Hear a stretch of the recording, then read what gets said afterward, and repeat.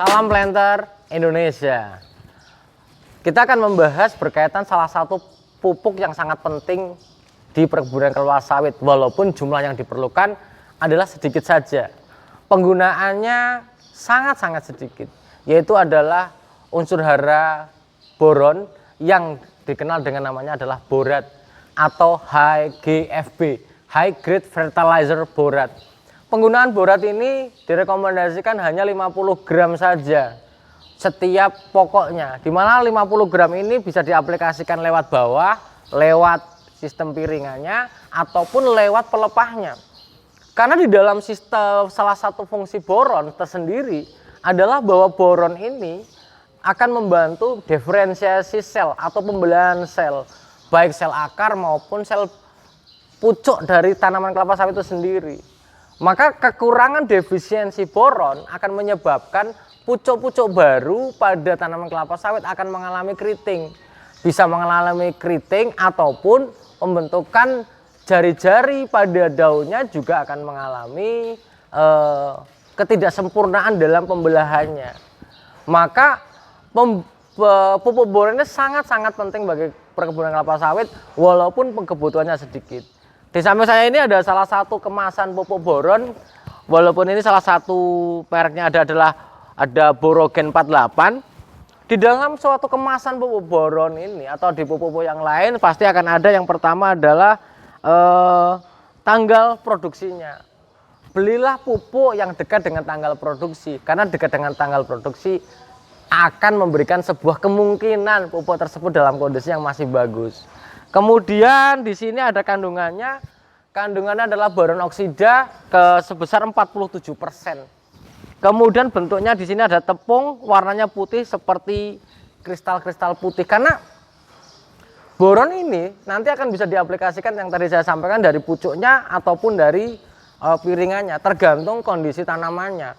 Selagi masih bisa dijangkau dengan pemberian lewat pucuk pelepahnya ataupun pangkal pelepahnya ditaburkan sebanyak 50 gram, itu sudah akan sangat membantu kekurangan untuk membantu tanaman untuk menghindarkan dari defisiensi boronnya. Tapi kalau sudah tidak terjangkau tanaman misalnya pada TBM 2 atau sudah TBM 3, maka yang harus dilakukan adalah lewat piringannya karena tidak terjangkau lagi dengan penaburan di pucuknya. Nah, boron ini kemasannya ini berbeda dengan yang lain. Ini adalah kemasannya adalah 25 kg. Salah satu ini mungkin fungsi boron yang pertama adalah membantu pembelahan sel ataupun pembentukan diferensiasi sel dari pucuk akar maupun pucuk batangnya. Tapi yang nggak kalah penting adalah fungsi yang kedua, bahwa penggunaan boron ini akan meningkatkan kemudahan polinasi, di mana serbuk sari itu akan mudah terbentuk dengan sempurna. Sehingga dengan serbuk sari yang banyak, maka polinasi dari kelapa sawit itu akan berjalan lebih sempurna. Sehingga jumlah polen yang ada semakin banyak, maka spikelet ataupun jumlah brondolan ataupun pembentukan brondolan itu akan berjalan sempurna. Kalau seandainya pembentukan serbuk sari tidak merata, maka yang terjadi adalah atau tidak banyak, maka jumlah serbuk sari yang digunakan untuk menyerbuki bunga betina juga akan sedikit.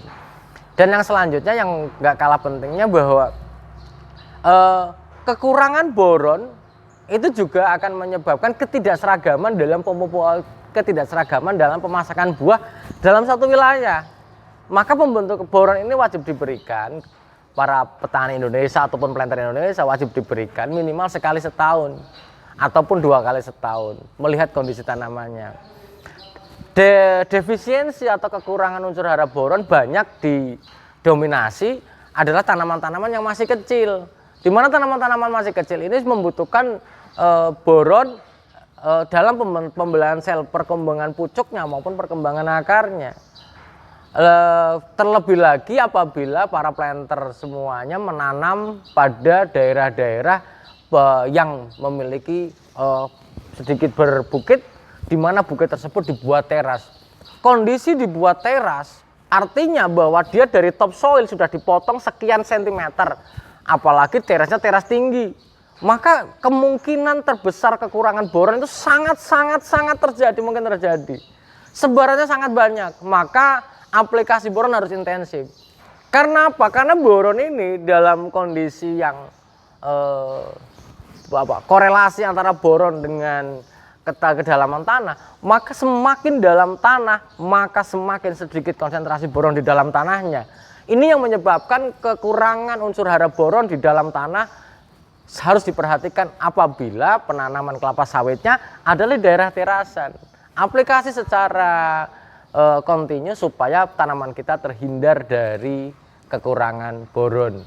Sekali lagi para planter Indonesia, gunakanlah boron walaupun hanya sedikit, tapi dia menjadi bagian penentu keberhasilan kita bercocok tanam kelapa sawit. Terima kasih dan mohon saran dan kritiknya. Sekali lagi, kalau pengen diskusi silahkan komentar di bawah, di channel kami. Terima kasih, salam planter Indonesia.